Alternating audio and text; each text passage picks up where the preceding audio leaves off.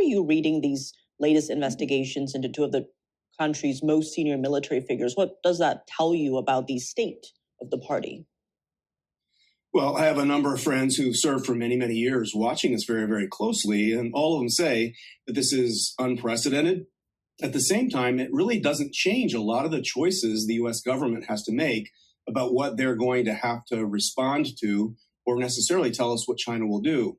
Ultimately, we look at China being run by Xi Jinping, and this purge of the military under normal circumstances would be dramatic. You'd think it would take a contingency in the Taiwan Straits off the table, but you just can't take anything off the table with Xi Jinping.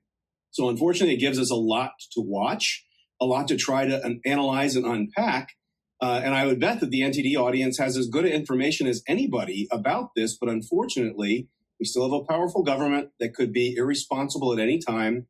And they have these trials and tribulations in the military leadership that are going to continue. I mean, as you noted in the intro, this is not the first. There was barely left with anybody at the top of the Central Military Commission at this point. So we have to see where they go politically. I want to dig into that Taiwan aspect because these two were the last generals with real war experience. What could that mean in terms of a Taiwan contingency?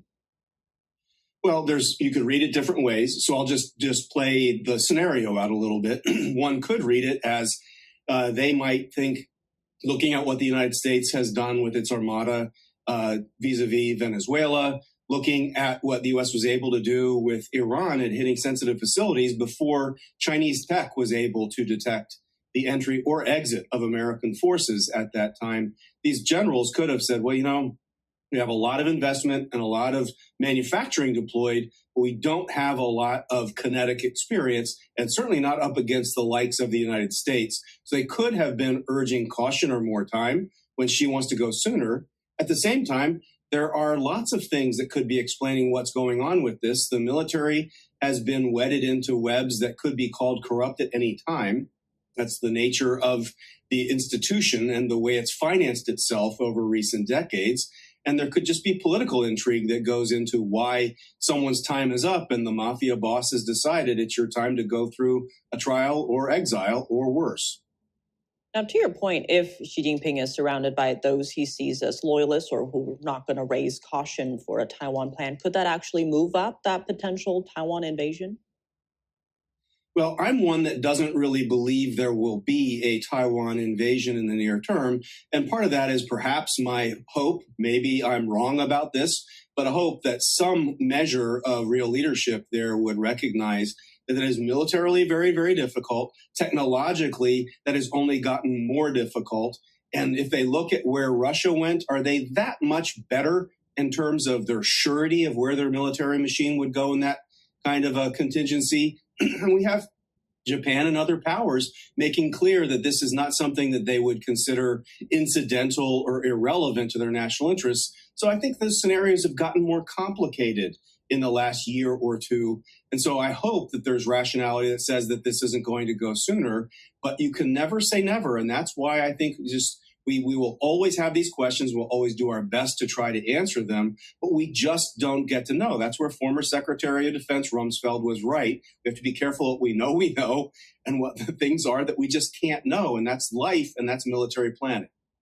And given these latest purges, some analysts are wondering about the stability of the party apparatus inside Beijing, because this also follows recent CIA recruitment videos in Chinese, seeking those in the country to come forward with information.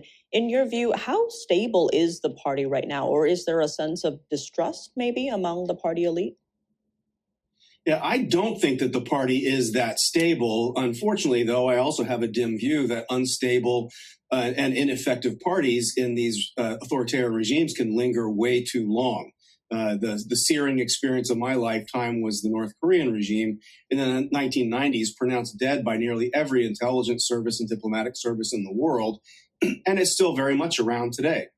And so I think we have to be cautious about how close it is. And we have a recent experience with Iran, where there's widespread demonstrations and the regime looks to be on the ropes. It could still be on the ropes. In fact, I hope it is, because it's a terrible regime that I hope ends for the sake of the Iranian people. We have a similar situation with China, where if the economy is shrinking, They're an export dependent economy. And if they're playing dangerous games with the United States, playing political games with countries like Canada, and their economic drivers for low energy, like Iran and Venezuela, are getting affected. And if Russia is not a driving engine of growth or opportunity, where do they turn to have confidence? So I think that their options have actually gotten worse.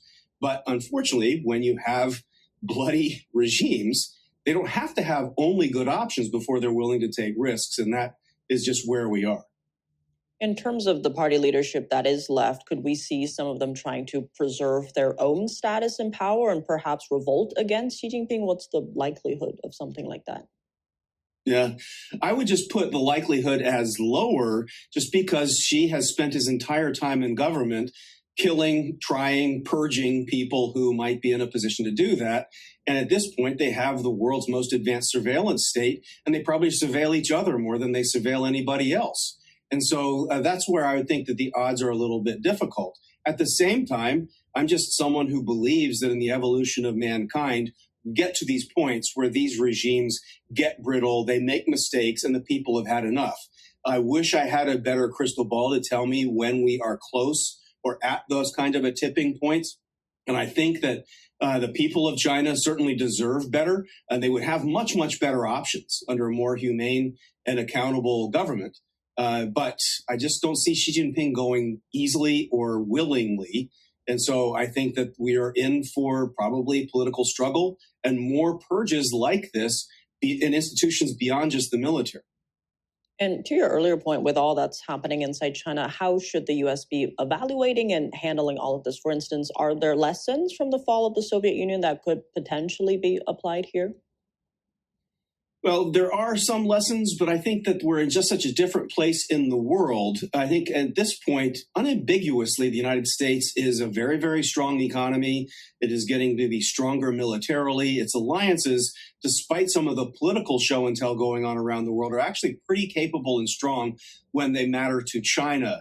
And so I think that the main thing that the United States really ought to be doing is if they have this much unreliable, lack of transparency, unaccountability in the military, and then we really need to make sure that our supply chains are insulated, if not completely decoupled from this kind of a risky regime. Like the U.S. administration and some around the world have not moved as fast as they might. I know it can't be a one day and done quick on and off switch, but especially Europe, Canada, and some others, they've been toying with the idea of deepening strategic partnership. This should be a signal that says absolutely not the time to do that with this kind of regime, because if there is a change, my bet is the people of China will remember those that tried to give a lifeline to a dying tyrannical regime. And on that last point, we've seen some reversals, if you will, with Canada's Mark Carney now walking back some of those trade deals after President Trump threatened 100% tariffs on Canada. And of course, we saw with the UK as well, the Chagos Islands was in the headlines a lot after that deal was approved last year. But then Trump this last week criticized it a lot, and now it's being walked back as well. How are you reading that? Because some were saying that China's driving a wedge between the US and allies, but is that really true? I think China is trying to, and sometimes our allies, because of domestic politics, in my assessment, not everyone agrees with me, but in my assessment, they're blindly critical of President Trump. So if he cured cancer, they'd still blame him for something. And so I think visceral dislike for the style of President Trump has led them to consider options that in normal circumstances would be an obvious no. And so I think that we need our allies to sort of sober up. Some of the people in their own systems are saying as much in Europe and in Canada.